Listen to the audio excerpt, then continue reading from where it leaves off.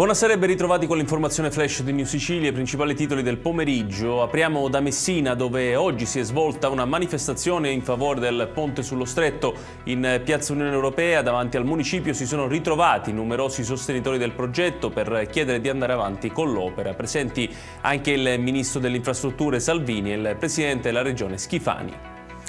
È il palermitano Giuseppe Tango, il nuovo presidente dell'Associazione Nazionale Magistrati, giudice del lavoro a Palermo, 43 anni, è stato eletto per acclamazione e poi formalmente con 31 voti favorevoli e un astenuto.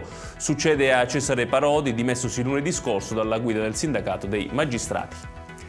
Diventa ufficiale la candidatura dell'ex senatore Mirello Crisafulli a sindaco di Enna per le elezioni comunali del 24 e 25 maggio prossimi.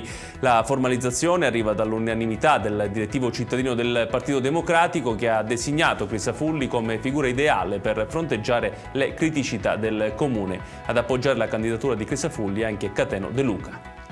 Ora il calcio, buone notizie per il Catania che passa in trasferta contro il Latina e trova la prima vittoria dell'era Viali. 1-0 il risultato finale con il gol di Bruzzaniti alla seconda rete consecutiva. Successo pesante per i rossazzurri che sfruttano anche la sconfitta della Salernitana per consolidare il secondo posto in classifica. Chiudiamo con il meteo. In Sicilia per domani è atteso un miglioramento generale con cieli per lo più soleggiati e tempo più stabile grazie all'alta pressione che insisterà sull'isola. Non mancheranno però addensamenti locali. Le temperature non subiranno grosse variazioni rispetto agli ultimi giorni. Ed è tutto per questa edizione. Tutti i dettagli su queste notizie li trovate come sempre sul nostro sito www.newsicilia.it. Grazie per averci seguito e buon proseguimento di serata e buona domenica.